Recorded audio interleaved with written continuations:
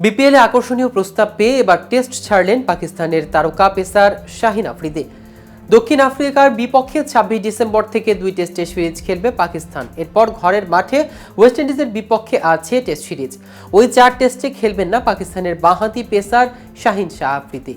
গত শতভাগ ফিট থাকতে চ্যাম্পিয়ন্স ট্রফি পর্যন্ত টেস্ট থেকে ছুটি নিয়েছেন তিনি। তবে সূত্রের বরাত দিয়ে পাকিস্তানের সংবাদ মাধ্যম জানিয়েছে বিপিএল এর দল ফরচুন বরিশাল তাকে আকর্ষণীয় অর্থের প্রস্তাব দিয়েছে, যে কারণে জাতীয় দলের হয়ে টেস্ট না খেলে বিপিএল এ খেলার সিদ্ধান্ত নিয়েছেন শাহিন আফ্রিদি।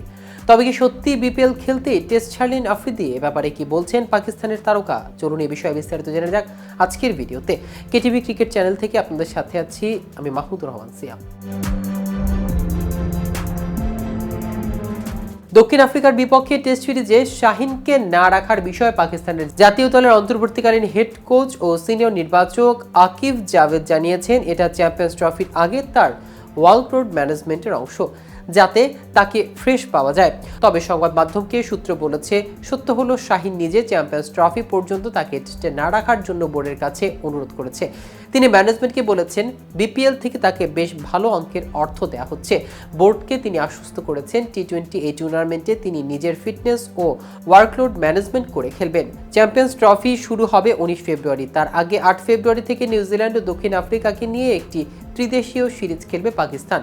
শাহিন জানিয়েছে, পূর্ণ ফিট থেকে ওই সিরিজে অংশ নেবেন তিনি, যার অর্থ মোটা অঙ্কের অর্থের প্রস্তাব দিলেও পাকিস্তানে এই বাঁহাতি পেসারকে পূর্ণ আসরের জন্য পাওয়া যাবে না।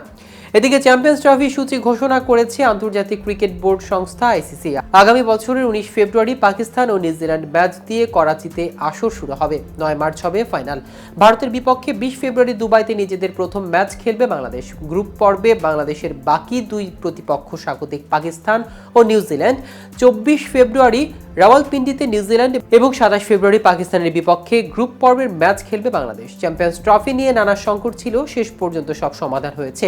আইসিসি, বিসিসিআই ও পিসিবি সমঝোতায় আসার আসরের সূচি ঘোষণা করা হয়েছে। তবে ঝুলে আছে কেবল ফাইনাল। সূচিতে চ্যাম্পিয়ন্স ট্রফির ফাইনাল রাখা হয়েছে লাহোরে। তবে ভারত ফাইনালে উঠলে ম্যাচটি হবে দুবাইয়ে। চ্যাম্পিয়ন্স ট্রফির প্রথম সেমিফাইনাল রাখা হয়েছে দুবাই, অর্থাৎ ভারত সেমিতে উঠতে পারে ভেবেই একটি ফাইনাল দুবাইতে রাখা হয়েছে। ম্যাচটি ৪ মার্চ মাঠে গড়াবে। ওই ম্যাচের পরই জানা যাবে চ্যাম্পিয়ন্স ট্রফির ফাইনাল লাহোরে হবে নাকি দুবাইতে। তো ভিউয়ার্স, ভিডিওটি সম্পর্কে আপনাদের কোনো মতামত থাকলে আমাদের কমেন্ট করে জানাতে পারেন। সাথে সাথে নিয়মিত ক্রিকেট আপডেট পেতে কেটিভি ক্রিকেটের সাথে থাকুন। ধন্যবাদ সবাইকে।